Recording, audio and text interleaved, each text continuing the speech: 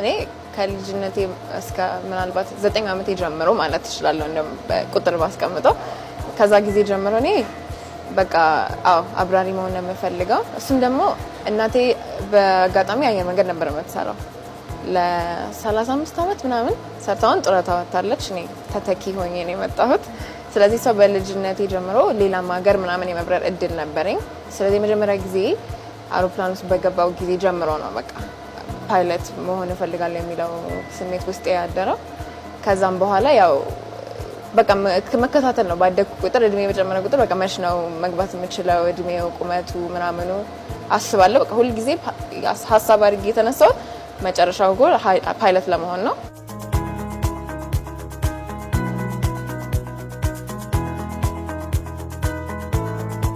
የአየር መንገዱን ስነ ስርዓት የአየር መንገዱን ዩኒፎርም በቃ እንዴት ነው ወደፊቴ በጣም ስለምጓጓለት ስለነበረ እሱ በጣም ከኋላዬ ይገፋኝ ነበር። ከዛ እዚህ ከገባ በኋላ ደግሞ ያለው አቀባበል ያው ነው፣ ዲሲፕሊኑ በዛው ልክ ነው።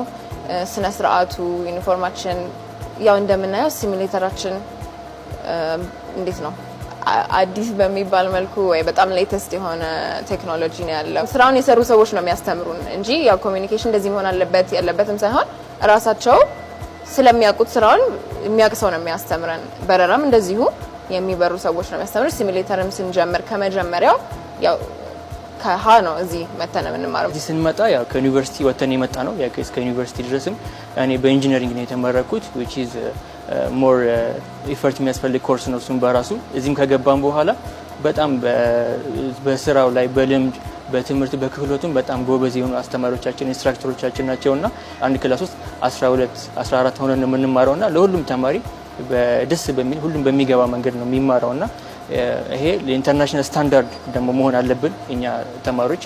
ስለዚህ ለዚህ የሚያስፈልገውን በሙሉ እነሱ ባላቸው እውቀትና ባላቸው ሰልፍ ኮንፊደንስ ሲኖር ለሰውም እንትን ትላለህና እነሱ ኮንፊደንት ስለሆኑ ለማስተማር በእነሱ ጥረት እኛም ስታንዳርዳችንን ጠብቀን ኢንተርናሽናል ስታንዳርድ ሆነን ለስራው በቅተን ካምፓኒው ወክለን እንደምንሰራ አድርገውናል ብዬ ተስፋ አደርጋለሁ።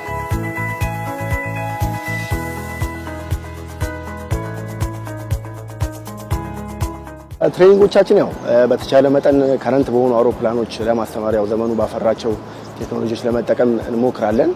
ከረንትሊ ያሉን ሲሙሌተሮች ስፔሻሊ አሁን ሐዋሳም አዲስ ፋሲሊቲዎች ተገጥመዋል። ሲሙሌተሮችም አውሮፕላኖችም እዛ አሉን። በተቻለ መጠን ያው ዘመኑን የዋጀ እንዲሆን እየጣርን ያለ ነውና ተማሪዎቻችን ከረንት በሆኑ አውሮፕላኖች ይማራሉ። ከረንት በሆኑ ወይ ደግሞ ጊዜውን በጠበቁ ሲሙሌተሮች ነው የሚሰለጥኑት። ያለው ትሬንድ ምንድነው? መጀመሪያ ተማሪዎቻችን ግራውንድ ክላስ ወይም ቴዎሬቲካል ኖሌጁን ይጨርሱና ወደ ፍላይት ነው የሚመጡት። ፍላይት ላይ ወይም አውሮፕላኖች ላይ ከመውጣታቸው በፊት ሲሙሌተሮች ላይ ያንን ትሬኒንግ ይወስዳሉ። ሲሙሌተር ላይ ሲጨርሱ ከዛ ደግሞ ወደ አውሮፕላኑ ይመለሳሉ ማለት ነው። ስለዚህ ከረንት በሆኑ አውሮፕላኖች እና አፕዴትድ በሆኑ ሲስተሞች ነው እየተማሩ ያሉት። ያ ደግሞ ከዘመኑ ጋር አብረን እንድንሄድ ተፎካካሪ የሆነ አየር መንገድ ተፎካካሪ የሆኑ ፓይለቶችን እንድናመነጭ ወይም ደግሞ እንድናመርት ያስችለናል ማለት ነው።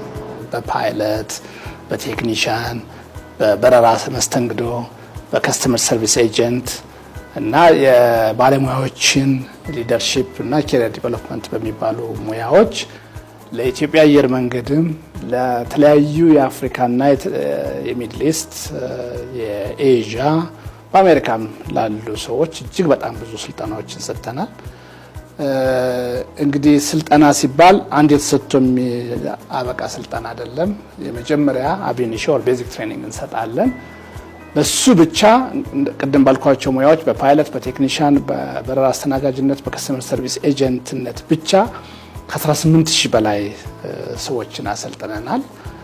ከዛ በየአመቱ ከ20000 በላይ የሪከረንት እና ሪፍሬሸር ትሬኒንጎች እንሰጣለን ለአየር መንገድም ሌሎች አየር መንገዶችም።